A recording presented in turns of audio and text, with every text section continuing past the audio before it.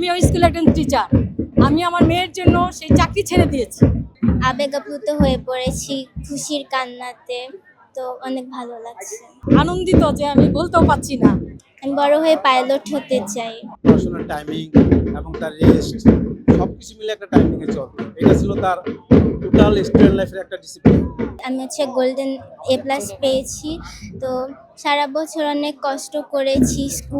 আমার স্কুলের টিচাররা, মা বাবারা অনেক কষ্ট করেছে, তাদের সময় শ্রম দিয়েছে আমার উপরে।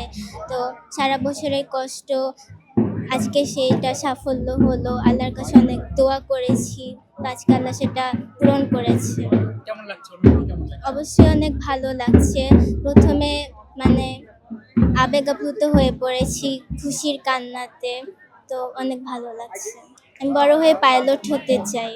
ভালো টিচাররা অনেক শ্রম দেয়, ক্লাসে কোনো কিছু না বুঝলে তারা আবার বুঝিয়ে দেয়, কখনো বিরক্ত হয় না। টিচারদের কারণে আমরা এই পর্যন্ত আসতে পেরেছি। তো অবশ্যই তাদের অনেক অবদান রয়েছে। এই সাফল্য দেখে আপনার কেমন লাগছে? এই মুহূর্তে আমি এতটা আনন্দিত যে আমি বলতেও পারছি না। কারণ অনেক কষ্ট, অনেক শ্রম দিয়েছি মেয়ের পিছনে। মেয়েও করেছে, ও না পড়াশোনা করলে তো আমার শ্রমে হতো না।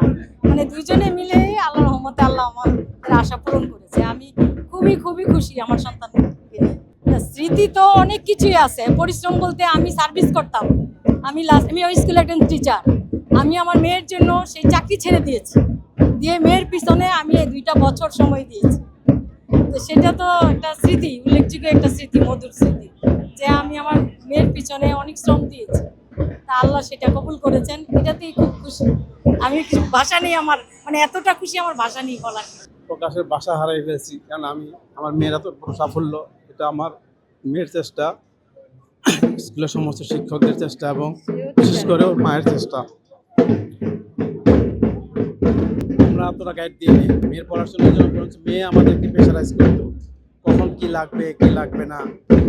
সময়ের ব্যাপারে যথেষ্ট সচেতন ছিল, যেটা আমি অনেক বেশি এক্সাইটেড থাকতাম। পড়াশোনার টাইমিং এবং তার রেস্ট সবকিছু মিলে একটা টাইমিংয়ে চলবে। এটা ছিল তার টোটাল স্টুডেন্ট লাইফের একটা ডিসিপ্লিন।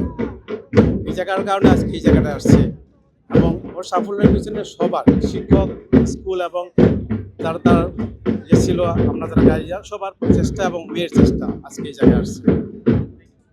আমাদের সৃষ্টিকর্তার কাছে এটাই শুকরিয়া যে আমার মেয়েকে আসলে পড়ার জন্য বলতে হয়নি। সে তার নিজের ইচ্ছাই তার টাইম মতো সে পড়াশোনা করতো। জাস্ট আমি খালি একটু গাইড দিতাম। তো এইটার জন্য আমাকে যে খুব বেশি ওর পিছনে লেগে থাকতে হয়েছে তা, এটার জন্য আমি খুব গর্বিত আর কি, যে আমার কষ্টটা সার্থক হয়েছে। ওকে বলতে হয় না কখনো।